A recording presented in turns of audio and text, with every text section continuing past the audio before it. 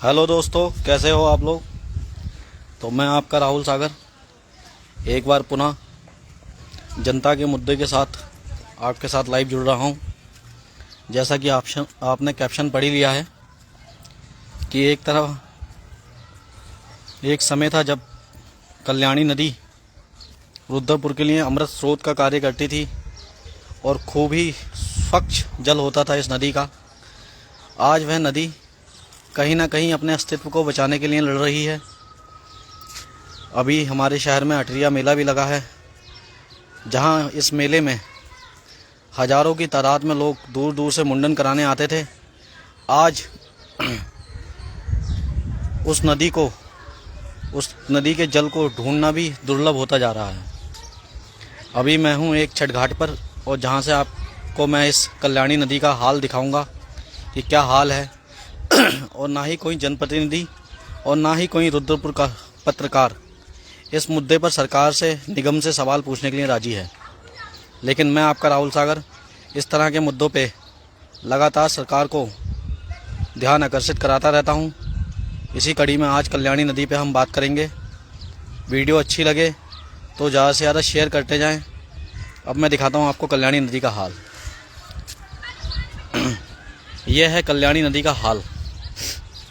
ये आपको लग रहा होगा एक चादर है कूड़े की, लेकिन नहीं, इसके नीचे कहीं ना कहीं रुद्रपुर में अमृत धारा जो बहती थी कल्याणी नदी के रूप में, वो बह रही है।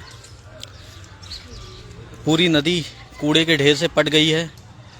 अभी कुछ दिन बाद बरसात का सीज़न चालू हो जाएगा। आप देखेंगे थोड़ी आगे पानी दिख भी रहा है, लेकिन शहर के अंदर अधिकतर हिस्से में इसी तरह का दृश्य है कि पूरी नदी कूड़े से पटी हुई है। कोई भी निगम का अधिकारी या निगम का कोई भी व्यक्ति इसका मुआयना या इसको सफाई के लिए ध्यान देने की कोशिश नहीं कर रहा है। कुछ दिन बाद बारिशों का सीज़न भी चालू हो जाएगा और फिर ये कहीं ना कहीं बाढ़ का रूप रुद्रपुर में एकत्रित करेगा, जब जल को निकासी का लिए जगह नहीं मिलेगी। तो एक और निगम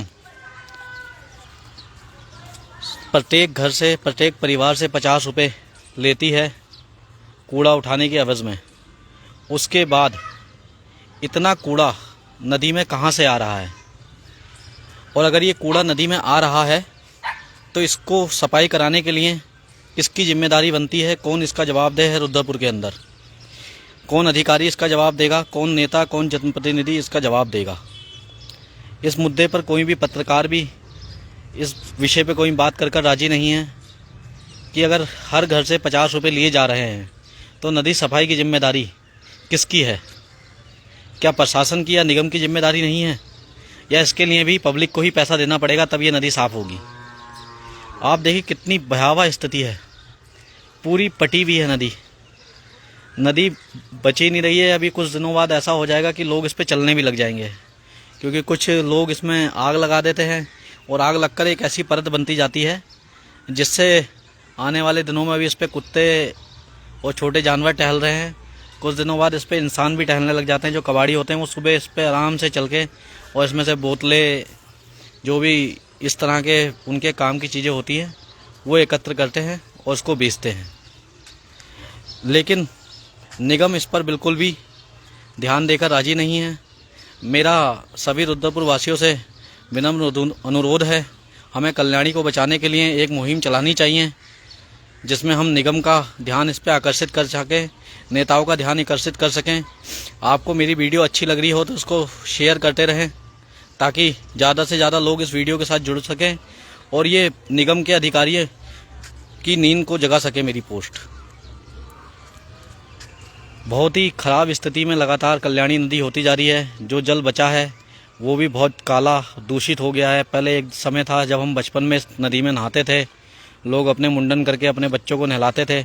लेकिन आज की स्थिति यह है कि नहलाना तो दूर, इसमें जाना भी बहुत कठिन है। इसका मुख्य रूप से 2 जने जिम्मेदार हैं। एक जिम्मेदार है इसका निगम, और दूसरा जिम्मेदार है जो सिडकुल में पब्लिक रहती है, जो किराए पे बाहर के लोग आकर रुद्रपुर में बसे हैं। उन लोगों ने सबसे ज़्यादा इस नदी को दूषित करा है।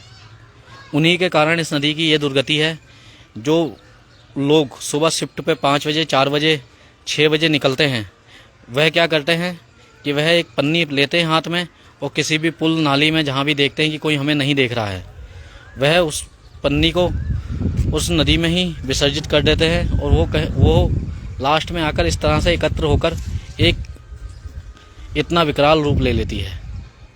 अब से 3 या 3.5 साल पहले नदी की सफाई कराई गई थी। पहले हर बार बारिश से पहले एक विशेष बजट होता था कि 5 लाख तक का, तब नदी साफ़ होती थी। लेकिन अब ना तो विशेष बजट अलॉट हो रहा है नदी की सफाई के लिए और ना ही प्रशासन और नेतागण इस पर कोई भी प्रतिक्रिया देने के लिए राजी हैं। मेरा सभी पत्रकार बंधुओं से भी निवेदन है कि एक हैशटैग चलाएं और कम से कम एक पोस्ट तो डेली इस पर चलाएं, इस नदी को हम बचा सकें। नदी बचेगी तभी शहर स्वच्छ होगा। बहुत सारे शहर हैं जिनकी पहचान खाली नदी से ही है। पहले हमारे शहर की भी पहचान होती थी इस नदी से, बहुत ही अच्छा जल होता था, लेकिन अब आप इसकी स्थिति देख ही सकते हैं। तो आज से एक मुहिम चलाते हैं, सेव कल्याणी। तो मिलते हैं अगले पोस्ट में। अगर पोस्ट अच्छी लगी हो तो मेरी वीडियो को ज़्यादा से ज़्यादा शेयर करें, लाइक करें, कमेंट करें और मेरे को तीनों ही जगह फॉलो करें, फेसबुक पे, इंस्टाग्राम पे और यूट्यूब पे। मैं आपका राहुल सागर फिर से किसी इसी तरह के मुद्दे के साथ आपके साथ जुड़ूंगा। जय हिंद, जय उत्तराखंड, भारत माता की जय।